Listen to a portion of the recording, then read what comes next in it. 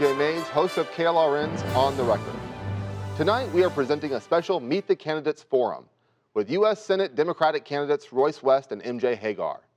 This forum is co-sponsored by the League of Women Voters of the San Antonio area and the League of Women Voters of Texas. The League of Women Voters is a nonpartisan organization and does not support or oppose political parties or candidates. The League encourages citizens to be informed and actively participate in government. This program was pre-recorded using Skype due to the pandemic. Neither candidate was able to see or hear the other candidate's segment before the broadcast. The order of appearance was decided by a draw of their names. Questions asked tonight were pre-selected by the League of Women Voters and have not been shared with the candidates. Let's get started. We begin with Senator Royce West. Senator West, if you'd like to start with an opening statement. Okay, thank you very much. I want to say hello to each and every one of you. My name is Royce West. I'm a state senator from the 23rd Senatorial District in Dallas, where I've served for the past 27 years. You know, my grandfather told me something a long time ago. You can kind of look at what a person's done in the past to see exactly what they're going to be doing in the future. For the past 27 years, I've served the citizens of the state of Texas, and I've fought for issues important to Texas. I'll do the same thing in Washington, D.C.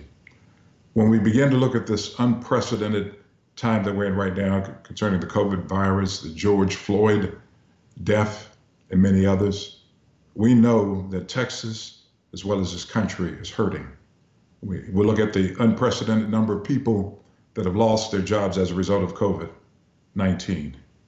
We look at the number of persons that are unemployed, seeking employment.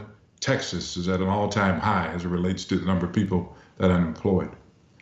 The impact of COVID is far-reaching. Think about schools. You right now are trying to make a decision in terms of whether or not to send your children back to school, exactly what your situation is going to be. Those are issues that must be addressed by persons with experience in those areas. You look at the racial tension that we have in our country, and I'm going to tell you, each and every one of you right now, that Black lives do matter. All of us witnessed the death of George Floyd, the brutal death of George Floyd, and you know as well as I know that something must be done to deal with structural racism in this country. And for the first time in a long time, people are coming together, whether they're Black, white, Hispanic, Asian, Muslim, Catholic.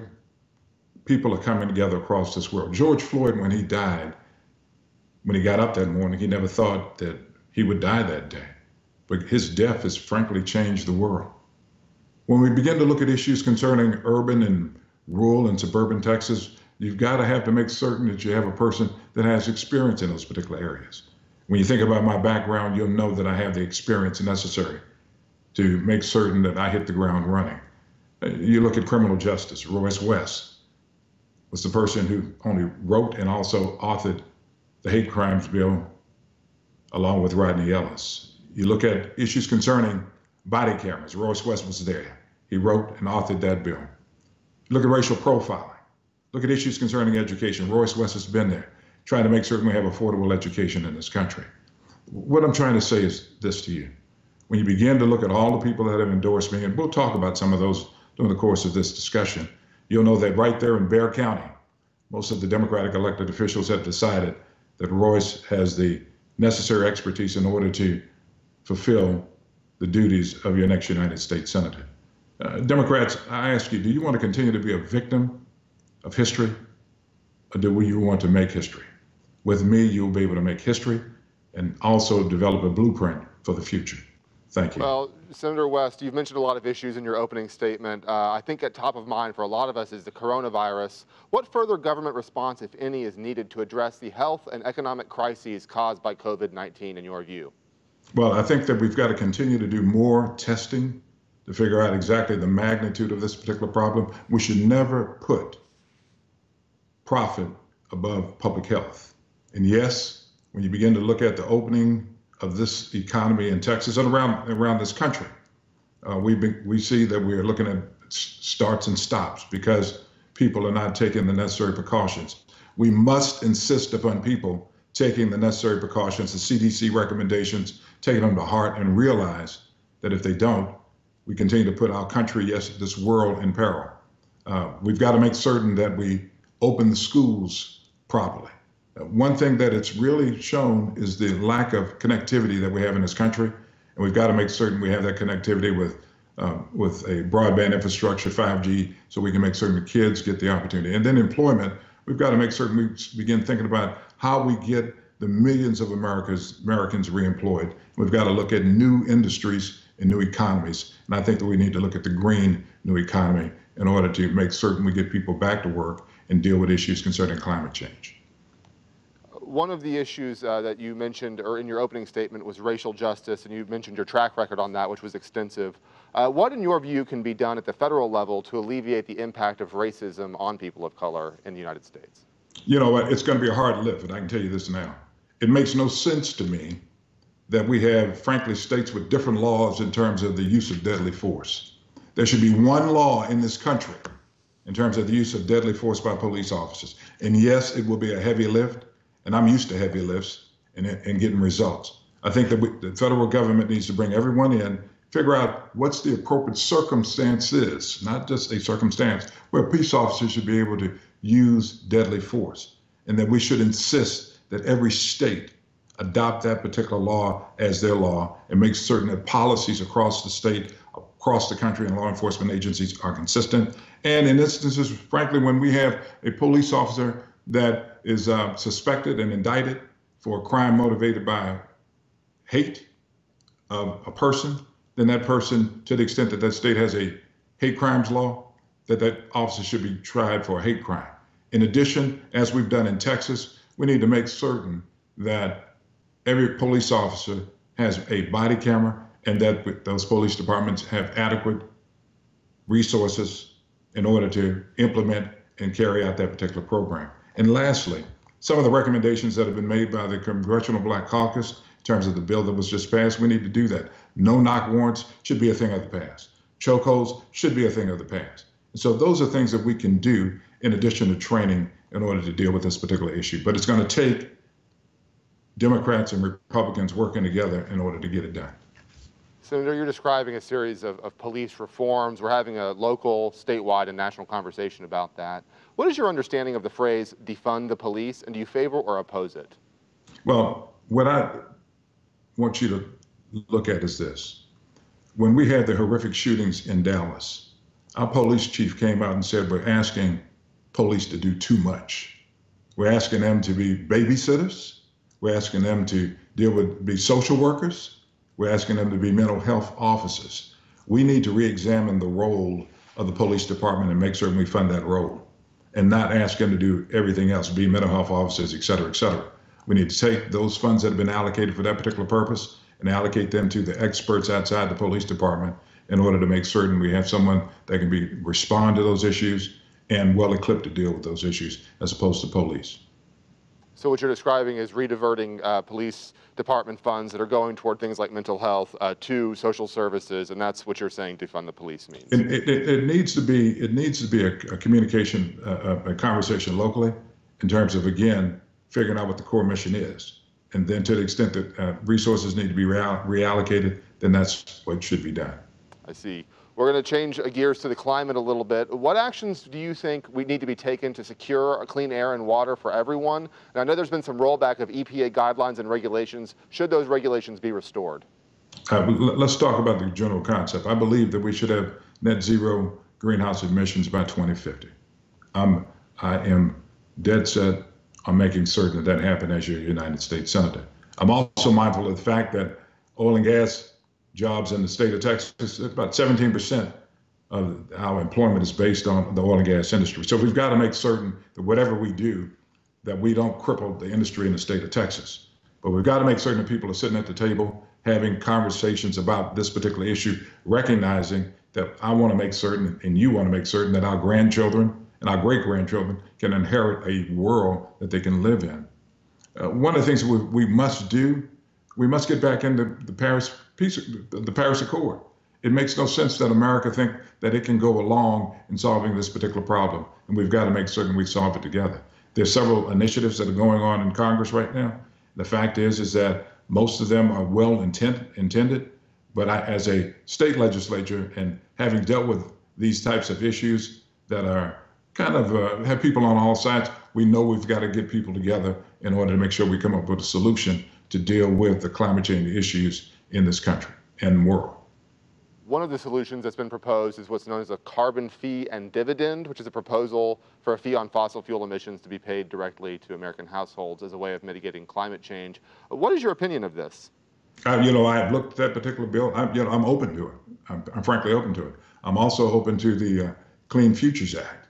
And obviously there are great points in the Green New Deal, but that's I guess you could say the experience factor. Yeah, my grandfather used to always tell me too, you got to have knowledge, wisdom, and understanding. And that's what I've been able to get as a state senator, knowledge, wisdom, and understanding. The knowledge is having people have input into your process in terms of this issue of climate change. And the understanding is how the system works in order to get things done. And the wisdom is kind of getting it done and looking back on what else you can do in the future. And that's exactly what I'll do as it relates to climate change. People are all over the board on this issue, but we've got to be able to come together to come up with a solution. Another issue that people is all over the board is immigration. There have been some recent Supreme Court decisions, a lot of discussion nationally for many years. What do you think are the proper actions the federal government should take on asylum seekers, current undocumented residents, and of course, dreamers? I think that number one, we have got to have a comprehensive act. We no longer need to have executive orders, whether you are a Democrat or a Democrat or a Republican president. What I do know is this: I want to make certain. In my mind, when you bring up immigration, what's in my mind is little kids in cages in America. That's not the America that we know, and that's not the America that we need on a going forward basis. We need to make certain that those types of activities are declared illegal. Secondly, we need to make certain that we have an asylum system that's well funded in terms of having the judges to be able to adjudicate asylum seekers' claims on an expedited manner, as opposed to having, I think, about 500 or 600 altogether. We need to expand that, given the number of people that are seeking asylum from our southern border. But there are other persons around the world also. When you have the president calling African countries, by profanity, and then saying that they shouldn't be able to come to America, that's not the America that the Statue of Liberty is there for. We need to make certain that all persons are able to come to America on a process that is well-founded and applies to every person across this world. In terms of the dreamers, we need to make certain that there is, in fact, a pathway to citizenship. When I think about it, I think about dreamers coming before the Education Committee some years ago. And I made certain that even though they couldn't work and I couldn't pay them, we had at least one, maybe two in our Senate office helping me to kind of figure out some ideas in order to make certain there was a pathway to citizenship. I was real pleased with the court system to show its independence against President Trump in terms of the decision that they made last week. Another issue that's been getting a lot of widespread attention lately is the mental health system. Mental illness and the criminal justice system are especially connected. Almost half of prisoners in the U.S. exhibit symptoms of mental illness. Do you think that criminal justice reform should seek to improve mental health policy in the United States? Well, not only mental health policies in the United States, but there are a whole host of issues that we've got to be able to do. We've got to deal with poverty. You know, we continue to talk about poverty issues, unemployment issues. And we know a lot of these things kind of correlate with one another. But yes, the state of Texas has done some great things as it relates to appropriating monies for mental health. I think your university right there, the Health Science Center right there in San Antonio, was one of the recipients of monies that were allocated by the state, in order to be a part of a consortium to look at different programs. And the issue of having an overrepresentation of persons in our criminal justice system that are confined with mental health problems was one of the main points that we pointed out in passing that particular bill. You've spoken extensively about your experience in the Texas Senate, and you want to take that to the U.S. Senate. One of the things that you have to think about is, do you want to go for the strongest possible version of legislation, or do you want to compromise? The next question is about gun safety. Which approach to gun safety legislation do you think is best? A bill that is attainable in a divided U.S. Senate, or strive for the strongest possible bill that will be effective? The strongest possible bill that can be effective. When you look back at my history, you'll see that I was, frankly, the first senator in the state of Texas to file a bill to ban assault weapons, to get universal background checks, and also to reduce the size of magazines. And yes, I'm for red flag laws. If anything, El Paso has taught us that lesson.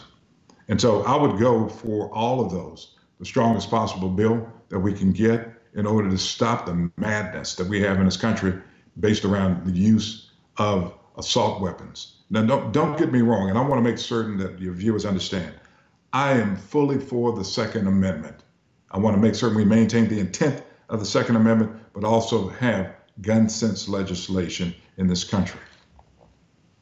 Thank you for that. We're going to switch gears to the voting rights issues. We're seeing a lot of allegations of voter suppression. What actions, if any, would you take to put an end to voter suppression in this country? Well, I mean, again, I want everyone to understand that elections have consequences. And to the extent that you do not vote, that's going to mean that my Republican friends are going to do everything they can in order to maintain power. If you want a classic example, a recent classic example of voter suppression, look at what happened in Wisconsin when the courts basically said that people couldn't, given the public health crisis we have in this world, the courts basically said that people should not be able to vote by mail if the state law says otherwise. And we need to make certain that if there's a pandemic or anything like that, then yes, regardless of what the states have as part of their law, that we should be able to have the most comprehensive voter participation apparatus in this country. You think about this. Why in America, the #1 democracy in this world, would we not try to open up the ability of people to be able to vote? That President Trump and other Republicans, as well as the Attorney General, talks about fraud. There is no fraud. People should be able to vote by mail, and we need to make certain we're able to do that. In Wisconsin, people stood in line, making certain that they were able to vote. And yes, as a result of that, some of them ended up testing positive for COVID-19. That shouldn't happen in America. And so we've got to continue to fight this issue. And the reality is that in Texas, if we don't get out and vote, then when we begin to redraw the lines, Democrats won't have any real say-so in redrawing those lines, and we will end up back in court again, and we'll end up fighting for another 7, 8 years. And by the time a final decision comes down from the Supreme Court, it'll be time to do the census and redistricting again. Would you support a national vote by mail act? Yes. Okay. One of the issues that's become more and more prevalent in international relations and nationally is cybersecurity. What do you think are the most critical cybersecurity dangers the federal government faces, and what do you think needs to be done about them? I think we need to listen to the experts, okay? You know, we have national security advisors, and they're the experts in this area. To the extent that they're making recommendations, they need to bring them to the respective committees in both the House and also the Senate.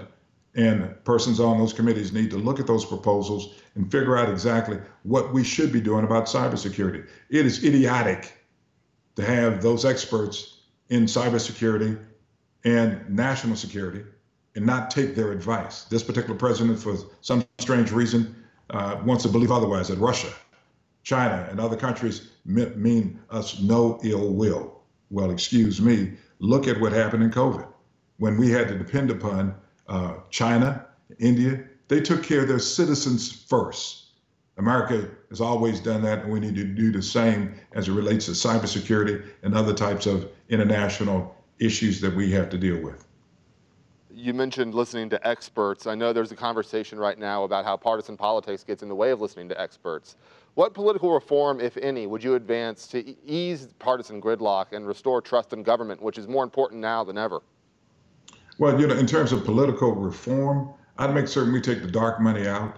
You know, Citizens United needs to be reversed. We need to make certain that we do whatever we need to do in order to correct the Voting Rights Act, to make certain that persons get the right to vote and that they're not being barred by some artificial voter suppression law that's being passed by, not only law, but some artificial law or some device that's being used by a particular state. We've got to do that. And we've got to make certain that, as I've done over the course of my career, reach across the aisle, build coalitions based on interests. And that's what I have a track record of doing that. And the fact is that if I tell somebody something, they can take it to the bank and use it as collateral. You've got to have credibility and integrity. And to the extent that we can hopefully get legislators, senators, House members that can do that, then I think we're going to be better off as a country. As our last question, are there any other issues you believe will be most pressing in the next session of Congress, and what is your position on those issues? Well, I think that when you begin to think about household issues, I want people to understand that I'm from the projects of Dallas. I lived at 4968 Hatcher Place for several years, and I understand, and I'm sensitive to those household issues. You don't know what it means to be a state senator, and someone sits across from you crying, trying to figure out how they're going to pay their rent, how they're going to pay their mortgage. I understand that, and I'm sensitive to that. And I'm going to make certain that as I go to the Senate, that I'm going to make certain that Texas values of the 21st century are in fact upheld. I will be a senator for everyone here in this state. In the final analysis is this: Democrats, do you want to continue to be victims of history, or do you want to make history? With Royce West, you will make history, and you'll have a true Democrat that will be responsive to all Texans in terms of issues that are important to Texas. I want to make my grandfather happy.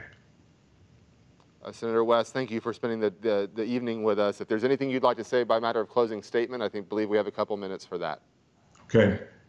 Thank you very much for tuning in to this, and I really appreciate the opportunity to present to you.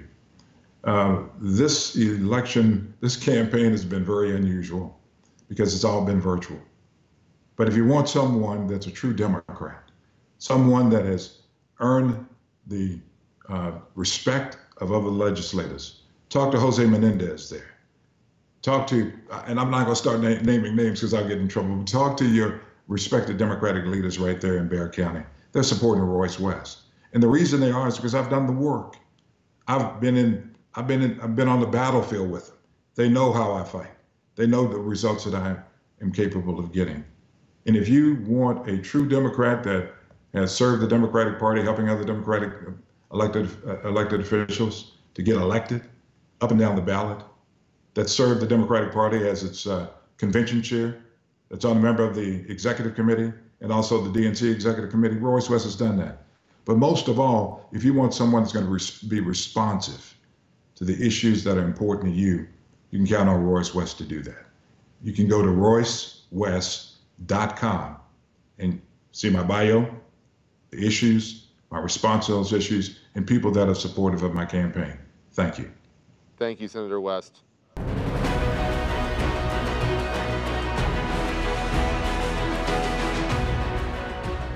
Next, we have candidate MJ Hegar. Ms. Hegar, if you'd like to give an opening statement, please.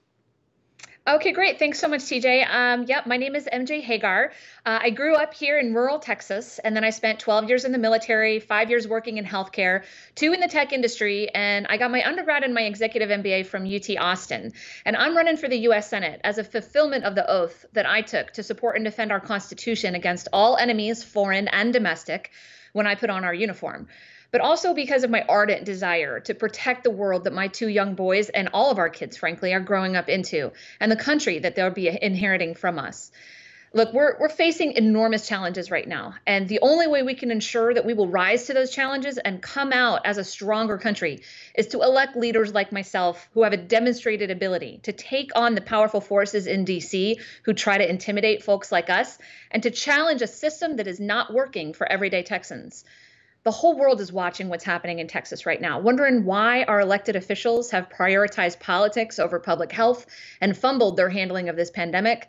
But they've been watching us for a while now, and they've been wondering why we still have kids in cages on our southern border, why our own governor doesn't want us to vote safely and securely by mail like 34 other states have managed to do. But when they look at Texas, they also see something else. They see responsible gun owners crying out for common sense gun safety legislation like universal background checks. They see millions of Texans peacefully protesting for social justice, and they see candidates running up and down the ballot to replace an old guard of career politicians who have spent their time in office serving themselves instead of their constituents. This November, I believe, we're going to turn out the vote at the polls and show the world who we are, because we're Texas. And frankly, we're done with DC politicians like John Cornyn who aren't. Thank you, Ms. Hegar. We speak in the middle of a pandemic, the COVID pandemic, and what further government response, if any, is needed to address the health and economic crises caused by COVID-19 in your view? Yeah, TJ, as somebody who's been trained in crisis management, I guess I've just been really disturbed by a couple things. One is a lack of data-driven decision-making and milestones, things like, hey, when we have this much ICU bed capacity, then we go to this decision tree. And, in the military and in healthcare, in my 5 years in healthcare, that's how you make crisis management decisions. What I'm watching are politicians politicizing our healthcare, making decisions based on what their party leaders tell them to do and what's going to help their reelection. But I'm also seeing, our governor, like I said in my open, not prioritize our health by letting us vote by mail, just because it's not in his best interest to have more people have access to voting. And I'm also seeing that we're not listening to essential workers and nurses and meat packers and the groups that I've been meeting with and talking to. Those voices are not being heard. And when you work in healthcare, one of the first things you learn is to listen to nurses. So I'd like to see those people get the PPE and the actions that they need, the safety measures, and to actually start treating essential workers like they are essential. Thank you. In addition to the pandemic, we have a racial justice discussion happening nationally. What do you believe can be done at the federal level to alleviate the impact of racism on people of color? Thank you for framing it that way, because there's a lot of talk around reform in policing and criminal justice reform, and those are things I've been fighting for that we absolutely need. But the question is, what can we do? And I think we need to go further. I think that we need to address systemic racism in our economy, in access to housing, in employment, and small business capital. There's healthcare disparities. Certainly, that was something that I worked on when I was working in healthcare, and I think that we can get the meaningful change that we need, the legislative change and the ensuing culture change, if we can vote out the people who are standing in the way of that reform. You mentioned the police reform conversation. There's a discussion about defunding the police. What is your understanding of the phrase defund the police, and do you favor or oppose it? I feel like so often these things get oversimplified. The reaction that I've had to the call for defunding the police immediately was a strong disappointment that John Cornyn completely dismisses the concerns of his constituents without actually going into these communities and trying to understand why they would call for something. If he thinks it's so extreme, then he should be trying to get to the root cause of figuring out why somebody would call for it. The bottom line is we're always going to have crime and violent crime and a need to be able to reach out and call for help in those times. But we also need to acknowledge that some communities do not have that relationship with their law enforcement. And we need to find out why they don't feel safe or empowered to call law enforcement to come to their aid in those moments. So I think that there's a lot of work that needs to be done, but it can be done if we bring voices to us and we seek out a conversation around this instead of just flippantly dismissing people's concerns. I understand. The pandemic and the racial justice issue were both looming challenges that kind of were thrust upon us at one moment. Another looming challenge we face globally is climate change. What actions will you take to secure clean air and water for everyone if elected to the U.S. Senate? And also, do you believe that the rolled back EPA regulations from the Trump administration should be restored to where they were? I do think so. I think that coupled with the the gutting of the State Department, the rolling back the EPA protections and gutting the State Department are probably two of the things that have had the longest lasting, or that will have the longest lasting impact on us in a negative way. That's probably actually, if I could lump in a third one, and that's the confirmation of a bunch of hyper-partisan, some very largely unqualified judges.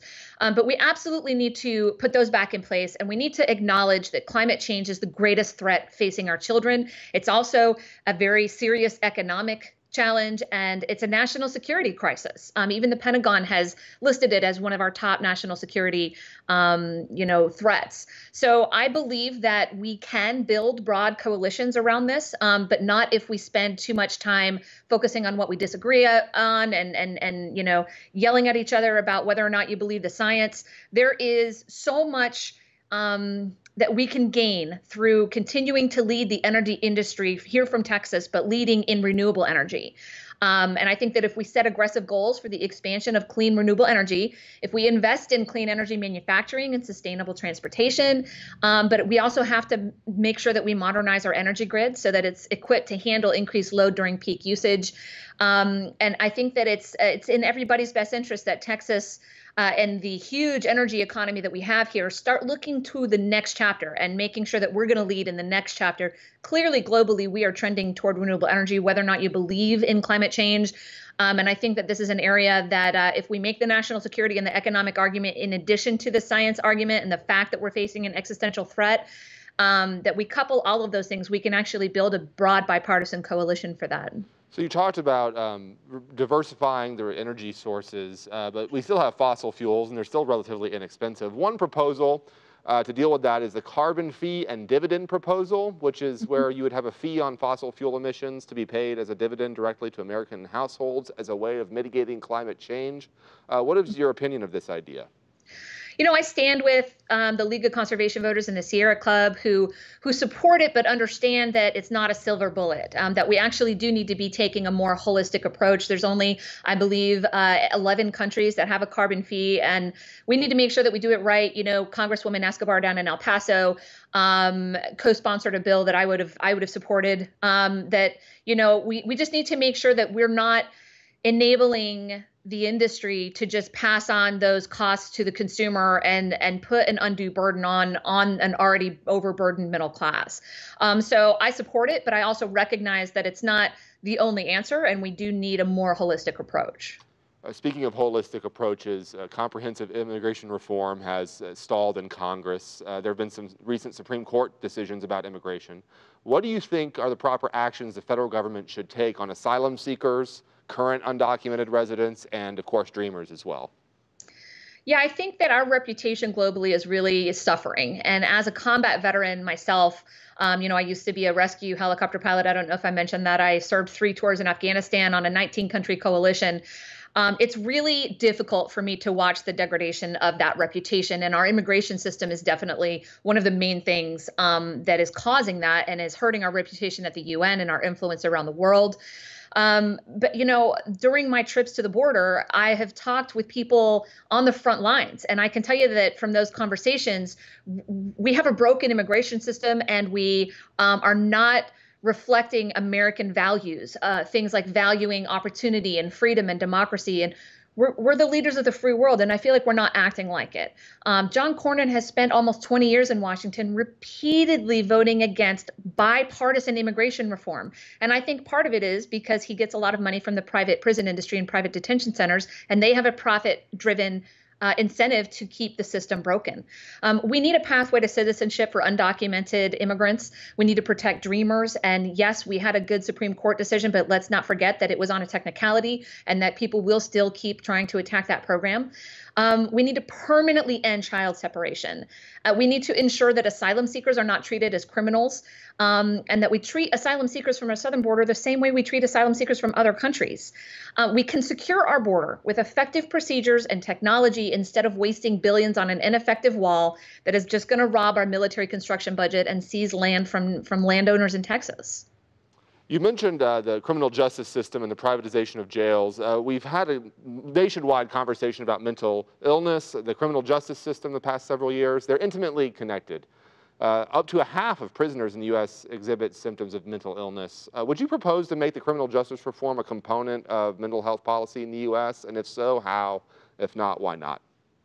Yeah, I mean, we're one of the most heavily incarcerated countries in the industrialized world. It's definitely something that we need to be talking with the experts in the field. I see a real lack of listening to experts and modeling and data in our legislators. It's part of why I am fighting against career politicians. It's part of why I'm for term limits, because I feel like when these legislators spend their entire career in a bubble, then they lose sight of the actual challenges that regular everyday Texans are facing. And I, being a combat veteran, have a lot of experience in how we're handling mental illness. We have issues in the military with PTSD and suicide rates.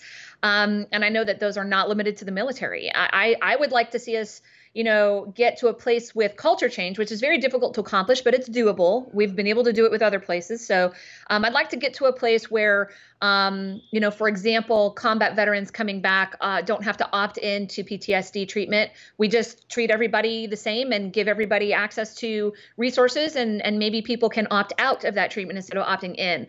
We just kind of need to generally change the way that we view it. I know that you have some experience fighting the opioid epidemic. I think that we need to legalize marijuana. We just need to change the way that we approach problems and bring in alternative solutions and be more pragmatic and solution oriented. Speaking of pragmatism and solution oriented, you've been outspoken on the gun safety issue. This question has to do with the approach to gun safety legislation.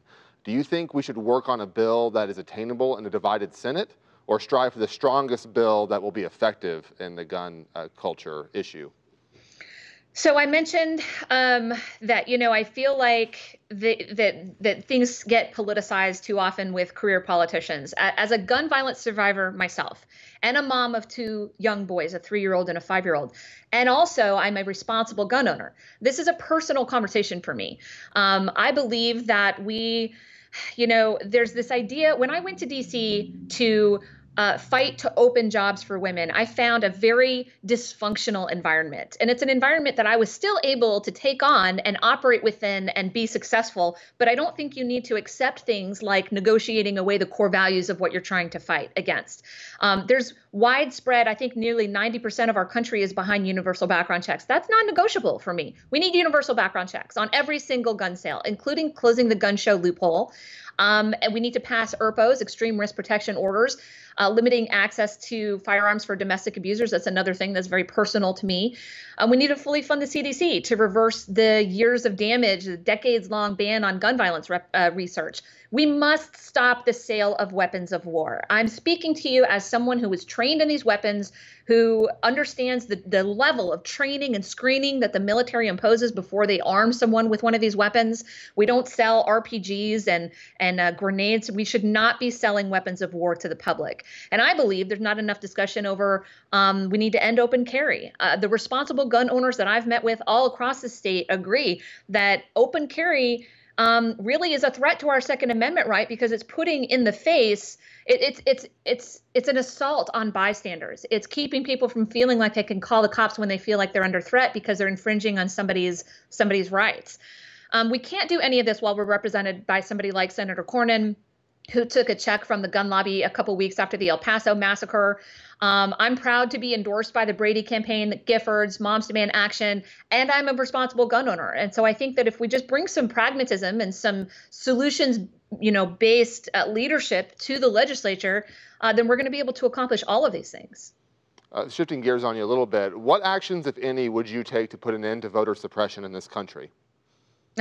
Well, it's kind of a cart before the horse thing there, because we've got to vote out the people who are supporting voter suppression in order to overcome it. So we just have to win by enough to vote them out first. We have a long history of voter suppression in this country and in this state. We're seeing it again with COVID-19. I mentioned that 34 states across the country have seemed to have been able to figure out vote by mail safely and securely. But for some reason, I don't know about you, TJ, I grew up here and I was taught that if any state can do something, Texas can do it better, right? So I think that we need to ensure that people are empowered. That means that we stop partisan gerrymandering. We need to make it easier for people to vote. We have very restrictive laws here in Texas with what IDs you can use in order to gain access. I feel like a lot of our voter suppression is a little more subtle than it is in some places, but we do need to keep an eye on things like closing polling stations and long lines. And we really need to do better, and we need to hold representatives accountable that have been failing us. You mentioned in your opening statement voting by mail. That's a hot topic right now. Would you support a national voting by mail act? Absolutely. All right. Shifting gears to a different conversation, what do you think are the most critical cybersecurity dangers the federal government faces, and what needs to be done about them?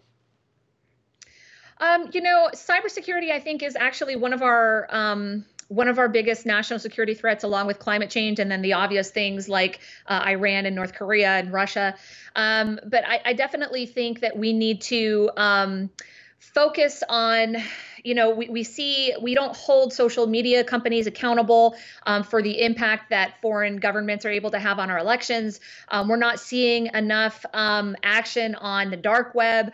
When you talk about cybersecurity, I think infrastructure, I think our energy grid, I think about how creative our enemies have gotten in trying to figure out ways to disrupt us. Cybersecurity is another one of those things that I think we should be making decisions about what we do based on what's best for our country, and not based on what our political leaders, party leaders, what's best for elections, what's going to grab cameras and headlines, but actually start making decisions based on what's best for our constituents.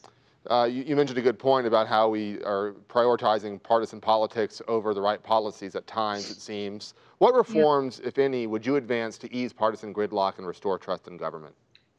So, I really have to believe, and maybe I just have more faith in my fellow man, but I have to believe that some of the people who are legislating so clearly not in the best interest of their constituents, like John Cornyn, know right from wrong, right? So, for example, John Cornyn was the Affordable Care Act's repeal top salesman since the Affordable Care Act went since it was enacted. When I was working in healthcare, by the way, when the Affordable Care Act was enacted.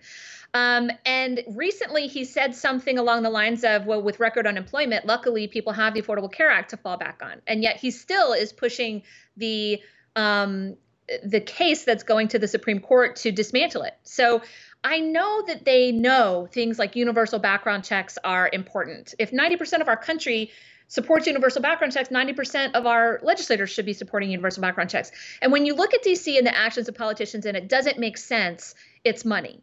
So I've been endorsed by End Citizens United and Elizabeth Warren because I have been an avid fighter against corruption in politics. And really, it comes down to money. And it's the big money. It's not the small dollar grassroots donations when we say getting money out of politics. We're talking about Cornyn cashing checks from the gun lobby in the middle of massacres in his state, and then legislating in a way that allows them to sell 250,000 weapons south of our border, which feeds a violence epidemic, which most of the guns used in violent crime south of our border were bought in the U.S.